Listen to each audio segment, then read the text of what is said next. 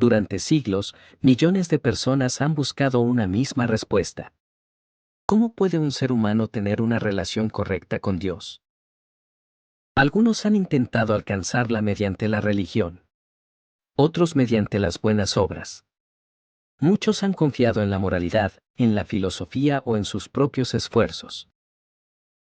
Sin embargo, la Biblia declara que ninguna de esas cosas puede reconciliar al hombre con su Creador. Eso es precisamente lo que el apóstol Pablo ha venido demostrando desde el comienzo de la carta a los romanos. En el primer capítulo contemplamos la condición del mundo pagano, apartado de Dios y esclavizado por el pecado. En el segundo capítulo vimos que la religiosidad, por sí sola, tampoco puede salvar. En el tercero descubrimos que todos pecaron y están destituidos de la gloria de Dios, pero también escuchamos la gloriosa noticia del Evangelio: Dios justifica gratuitamente al pecador por medio de Jesucristo. En el cuarto capítulo Abraham apareció como el gran ejemplo de esa verdad. Él no fue declarado justo por sus obras, sino porque creyó a Dios. Ahora llegamos a un punto decisivo. Pablo deja de responder cómo somos justificados y comienza a responder una pregunta igualmente importante. ¿Qué sucede después de que Dios nos justifica? ¿Qué cambia realmente? ¿Se limita todo a un cambio legal en los registros del cielo? ¿O la justificación transforma por completo nuestra vida presente y nuestro destino eterno? Romanos capítulo 5 responde esa pregunta con una riqueza extraordinaria. Aquí descubrimos que el Evangelio no solo nos libra de la condenación, nos introduce en una nueva manera de vivir. Una vida caracterizada por la paz con Dios, por una esperanza inquebrantable, por una gracia permanente y por la certeza del amor eterno del Padre. Mientras estudiamos este capítulo, pidamos al Espíritu Santo que abra nuestros ojos para contemplar no solamente las bendiciones del Evangelio, sino la gloria del Salvador que hizo posibles todas esas bendiciones. Abramos nuestras Biblias en Romanos capítulo 5, versículos del 1 al 11. La primera gran bendición: tenemos paz con Dios justificados, pues, por la fe, tenemos paz para con Dios por medio de nuestro Señor Jesucristo. Romanos 5:1, la primera palabra de este versículo conecta inmediatamente con todo lo que el apóstol ha explicado hasta ahora. Justificados. Cuando lleguemos a ser suficientemente santos. Cuando Dios vea que hemos mejorado. Cuando nuestras buenas obras superen nuestros pecados. Justificados. Es un hecho consumado. Es un veredicto emitido por el juez del universo. La justificación no es un proceso mediante el cual Dios va haciendo gradualmente aceptable al pecador. Es un acto judicial mediante el cual Dios declara justo al que cree en Jesucristo. No porque ese pecador sea perfecto, sino porque la justicia perfecta de Cristo le ha sido imputada. Imagínese entrar en un tribunal sabiendo que todas las pruebas están en su contra. No existe defensa posible. La sentencia parece inevitable. Pero, de repente, alguien se levanta y dice: yo asumiré toda la condena. Ese es el Evangelio. Cristo tomó nuestro lugar. Él recibió la sentencia que nosotros merecíamos.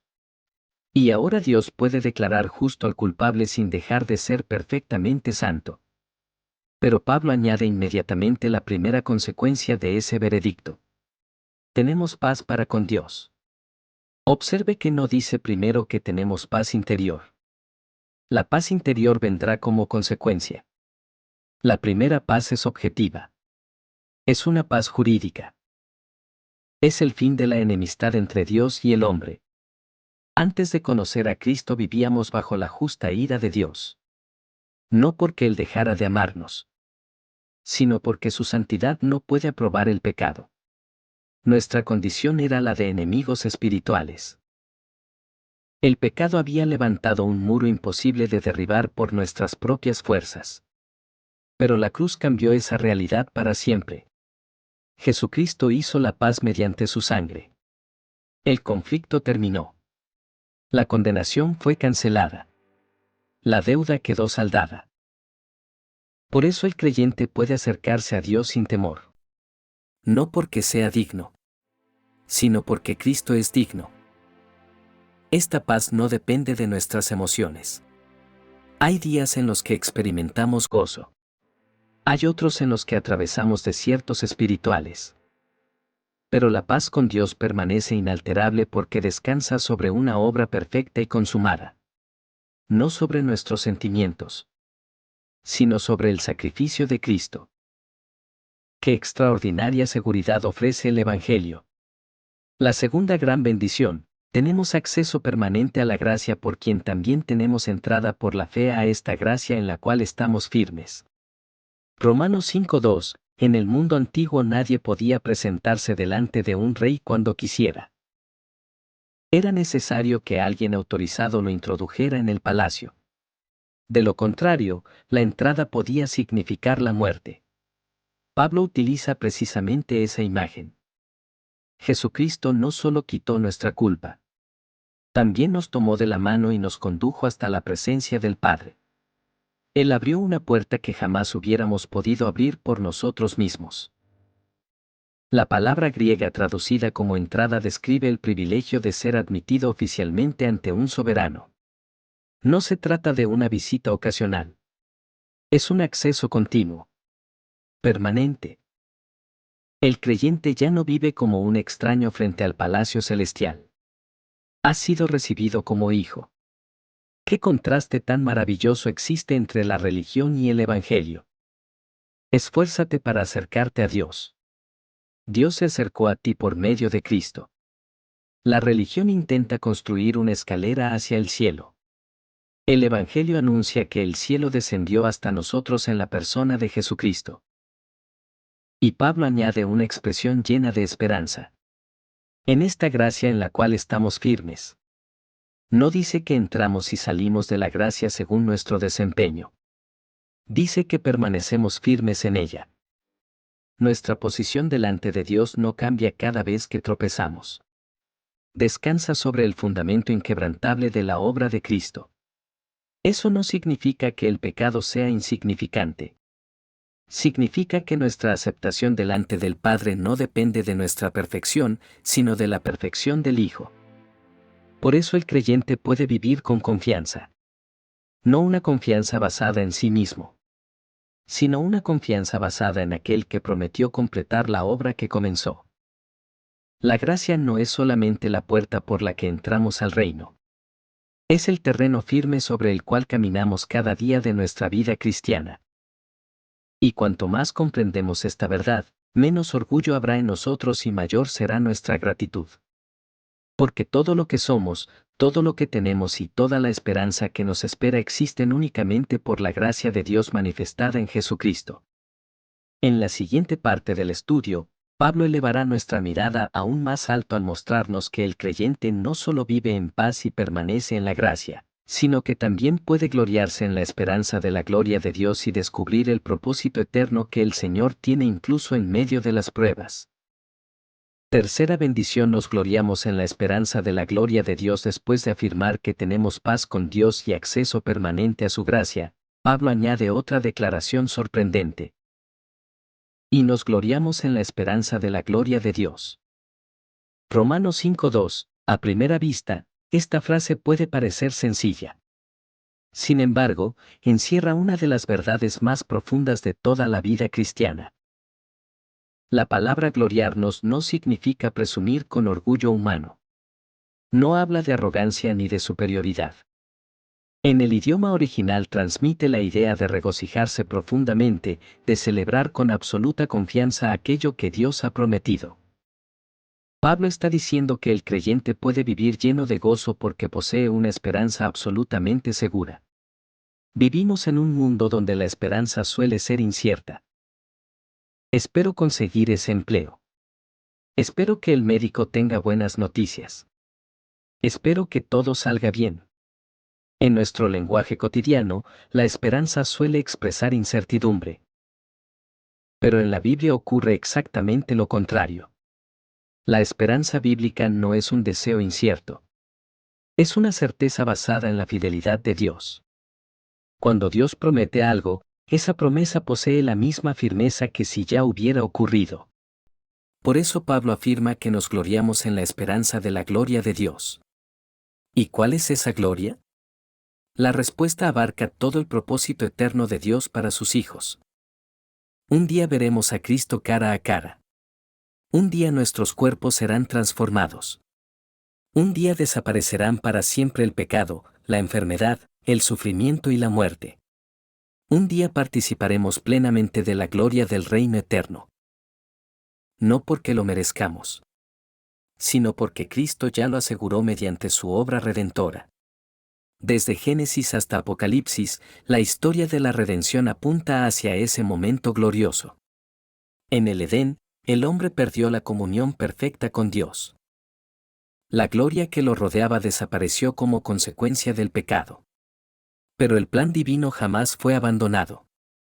Toda la historia bíblica es el relato de un Dios que trabaja incansablemente para restaurar aquello que el pecado destruyó. Cuando Cristo venga por segunda vez, la restauración será completa. Entonces se cumplirá plenamente la oración del Señor: venga tu reino. El creyente no espera simplemente ir al cielo. Espera participar del reino eterno de Cristo. Espera la resurrección. Espera la nueva creación. Espera vivir donde mora la justicia. Espera contemplar la gloria del Cordero por toda la eternidad. ¿Qué diferencia existe entre esta esperanza y las falsas esperanzas del mundo? El mundo deposita su confianza en la economía, en la política, en la tecnología, en la ciencia, en el poder humano. Pero todas esas cosas son temporales. Todas pasarán. Solo el reino de Dios permanecerá para siempre. Por eso el creyente puede atravesar cualquier circunstancia sin perder el gozo. Su esperanza no depende de lo que ocurre alrededor.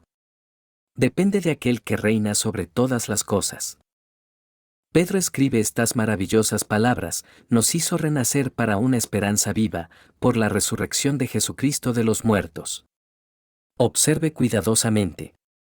No tenemos una esperanza muerta. No tenemos una esperanza basada en teorías filosóficas. Tenemos una esperanza viva. Porque nuestro Salvador vive.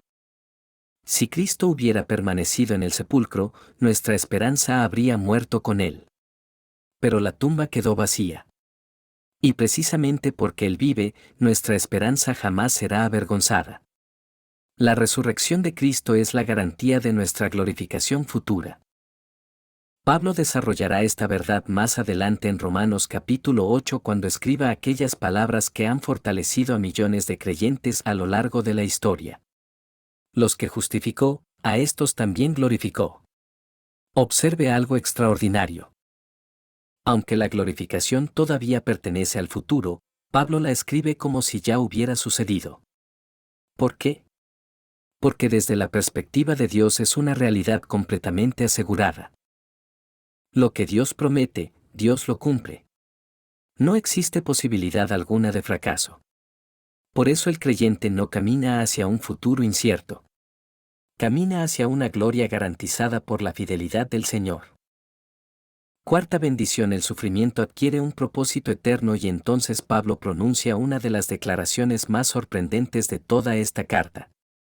Y no solo esto, sino que también nos gloriamos en las tribulaciones. Si alguien hubiera estado escuchando esta carta por primera vez en la iglesia de Roma, probablemente habría levantado la mirada con asombro. ¿Cómo puede alguien alegrarse en medio del sufrimiento?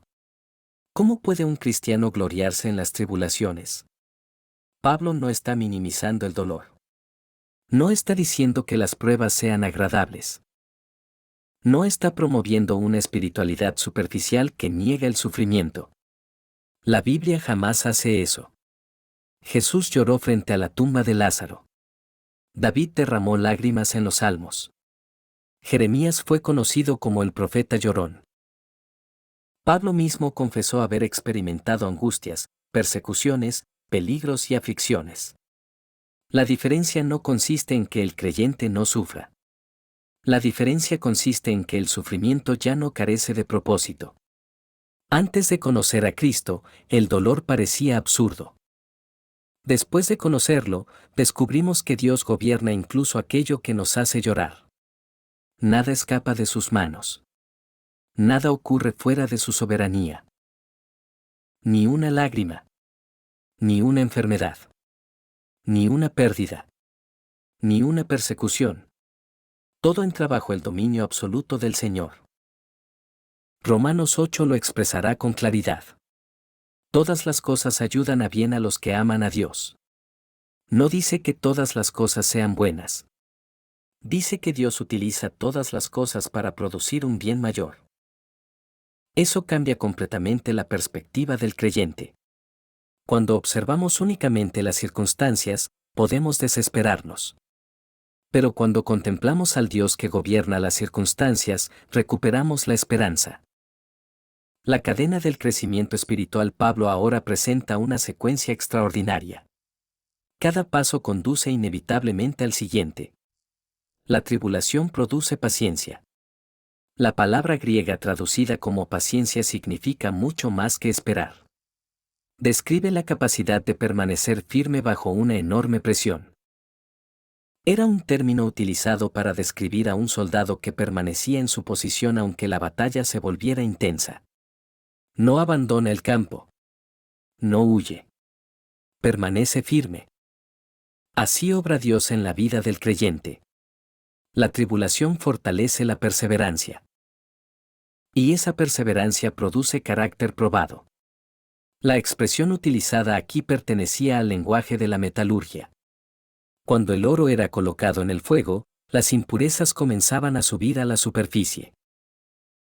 El refinador retiraba cuidadosamente toda la escoria. El proceso continuaba una y otra vez hasta que el metal reflejaba perfectamente el rostro del artesano. Ese es exactamente el propósito del Señor. Las pruebas no revelan quién es Dios. Revelan quiénes somos nosotros.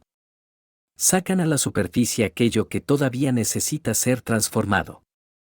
El orgullo. La impaciencia. La autosuficiencia. El temor. La incredulidad. La falta de perdón. Todo aquello que permanece escondido durante los tiempos de comodidad aparece cuando llega el fuego. Y el Espíritu Santo utiliza ese proceso para conformarnos cada vez más a la imagen de Cristo. No es un castigo. Es una obra de santificación. El creyente comienza a parecerse más a Jesús precisamente porque Dios utiliza el horno de la aflicción para moldear su carácter. ¿Cuántas veces hemos aprendido más acerca de Dios durante una noche de sufrimiento que durante años de comodidad? No porque Dios disfrute nuestro dolor, sino porque conoce perfectamente aquello que necesitamos para crecer. El agricultor poda la vid para que produzca más fruto. El alfarero presiona el barro para darle forma. El escultor golpea el mármol para revelar la obra de arte escondida. Así también nuestro Padre Celestial trabaja en nosotros. Cada prueba forma parte de su taller divino. Nada es desperdiciado. Nada carece de significado. Cada circunstancia está siendo utilizada para preparar un carácter digno del reino. Y Pablo concluye la cadena diciendo: y el carácter probado produce esperanza. Observe el círculo maravilloso que Dios crea. Comenzamos hablando de esperanza. Pasamos por el sufrimiento. Y terminamos con una esperanza aún más firme. ¿Por qué? Porque cada vez que Dios nos sostiene en una prueba, nuestra confianza en Él crece. Cada victoria fortalece nuestra fe para la siguiente batalla. Cada liberación confirma su fidelidad. Cada respuesta a la oración nos recuerda que jamás nos abandona. Así el creyente descubre que la esperanza cristiana no disminuye con las pruebas. Al contrario, se fortalece. Porque aprende a conocer personalmente la fidelidad de Dios en medio del valle. Quinta bendición: el amor de Dios ha sido derramado en nuestros corazones. Después de hablar de la esperanza que nace en medio de las pruebas, Pablo concluye esta cadena espiritual con una afirmación profundamente consoladora. Y la esperanza no avergüenza, porque el amor de Dios ha sido derramado en nuestros corazones por el Espíritu Santo que nos fue dado. Romanos 5:5, observe cuidadosamente la expresión utilizada por el apóstol. No dice que Dios dejó caer unas cuantas gotas de su amor. No dice que entregó una pequeña porción. Dice que su amor ha sido derramado. La imagen es la de un río que fluye abundantemente. Es una fuente inagotable. Es una abundancia que rebosa. Pablo no está hablando principalmente de nuestro amor hacia Dios. Está hablando del amor de Dios hacia nosotros. Porque incluso nuestro amor por Él puede variar. Hay días de gran fervor espiritual. Y hay días de lucha. Pero el amor de Dios jamás cambia. Nunca disminuye. Nunca envejece. Nunca depende de nuestro desempeño. Su amor descansa sobre su propio carácter. El mismo Dios que nos amó cuando éramos enemigos continúa amándonos ahora que somos sus hijos. Y ese amor no permanece como una doctrina fría escrita en un libro. El Espíritu Santo lo hace una experiencia viva dentro del creyente. Él produce la convicción profunda de que pertenecemos al Padre. Es el Espíritu quien testifica juntamente con nuestro espíritu que somos hijos de Dios. ¡Qué extraordinario privilegio! No solamente conocemos intelectualmente que Dios nos ama. Podemos experimentar ese amor en nuestra comunión diaria con Él. Sin embargo, Pablo sabe que la mente humana puede formular una pregunta. ¿Cómo podemos estar completamente seguros de ese amor? ¿Cómo sabemos que no es simplemente una emoción pasajera?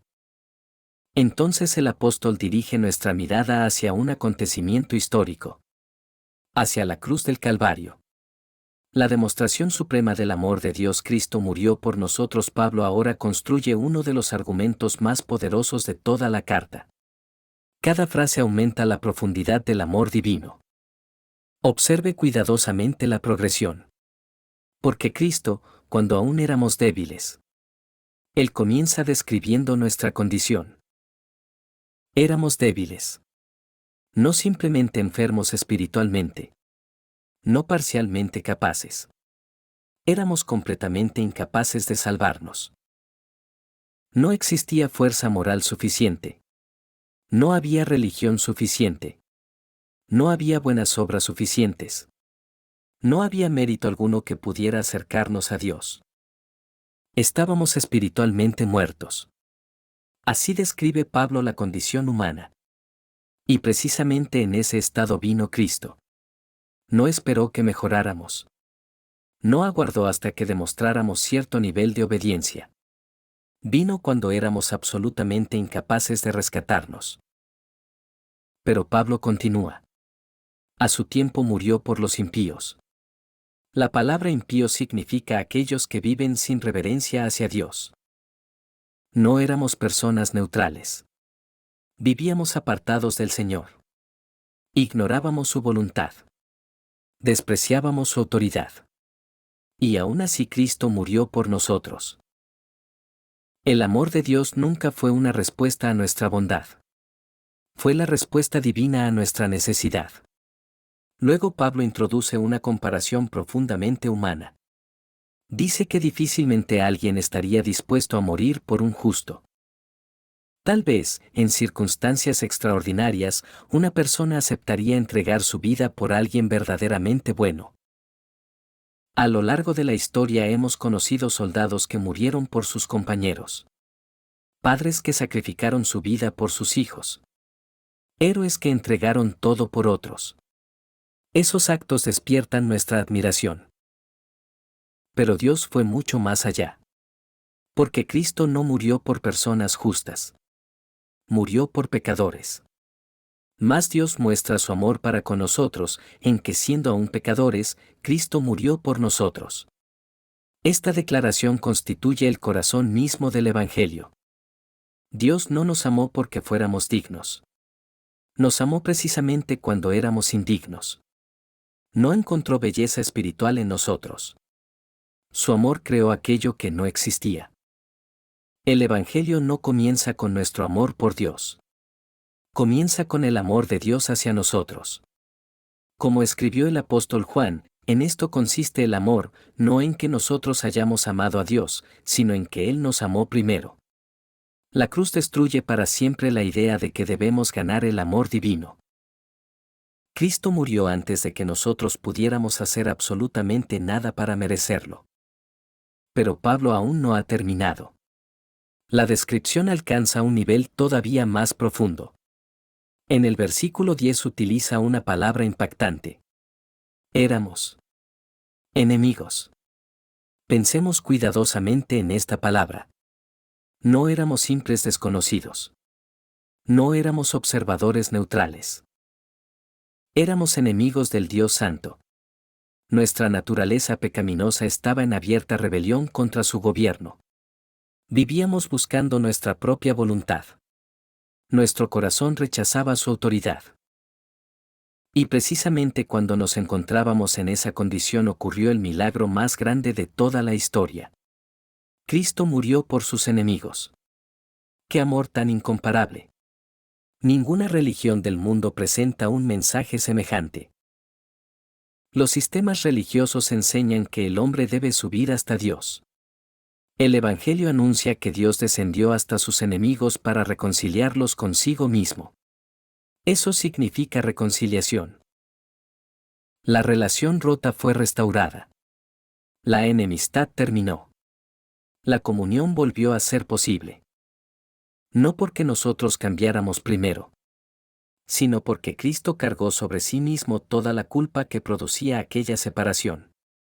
Cada gota de sangre derramada en el Calvario proclamaba el deseo eterno del Padre de reconciliar consigo a los pecadores arrepentidos. Ahora Pablo presenta uno de los razonamientos más hermosos de toda esta sección. Observe la expresión repetida. Mucho más.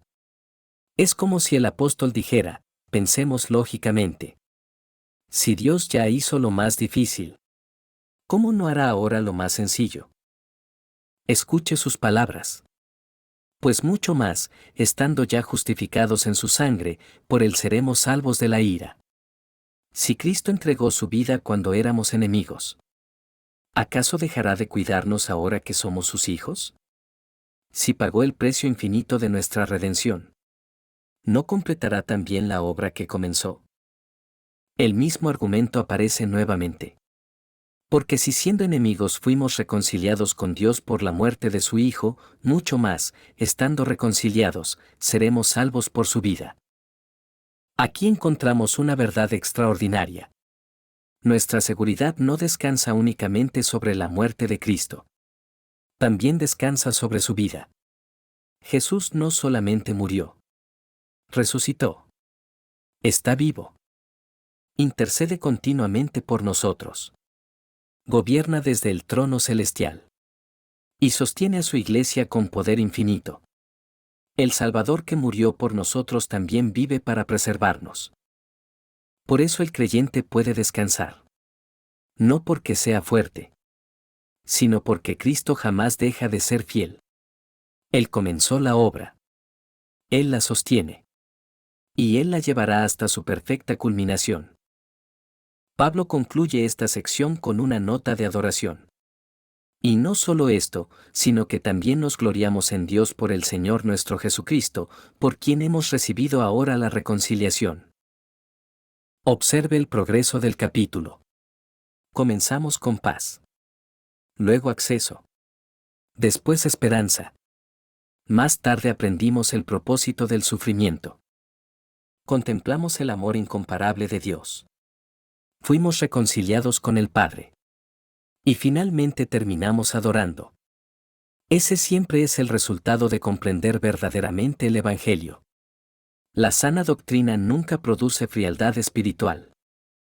Produce adoración. Produce gratitud. Produce humildad. Produce asombro. Cuanto más entendemos la gracia, más pequeños nos vemos a nosotros mismos y más grande contemplamos a Cristo.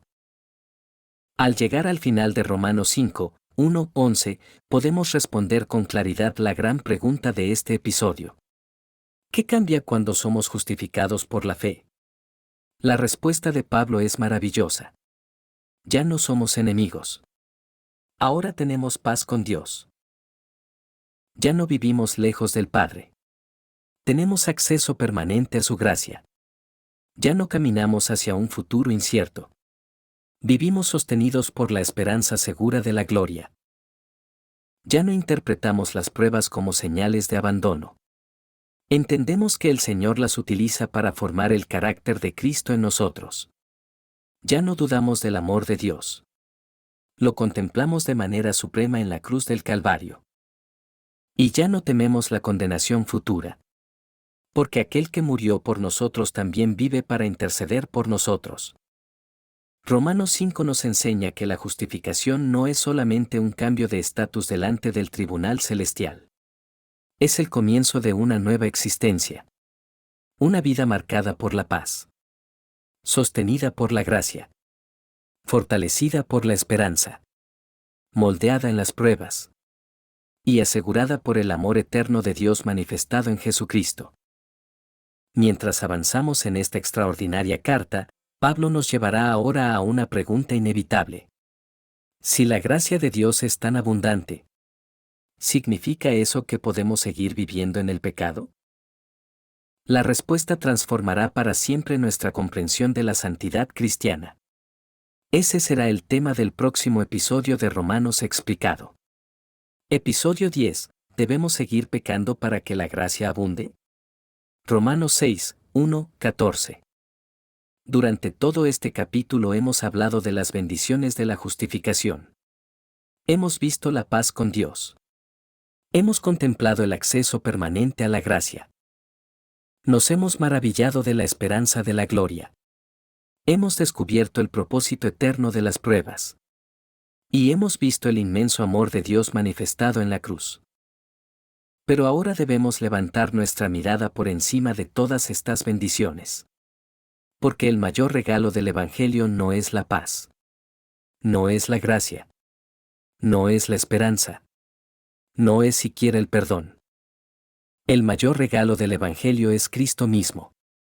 Las bendiciones son extraordinarias. Pero todas ellas apuntan hacia la persona del Salvador. Romanos 5 nos permite contemplar algunos destellos de su incomparable grandeza. Contemplemos juntos al Cristo de la gloria. Desde el huerto del Edén existía una guerra espiritual. El pecado había separado al hombre de su Creador. La justicia divina exigía castigo.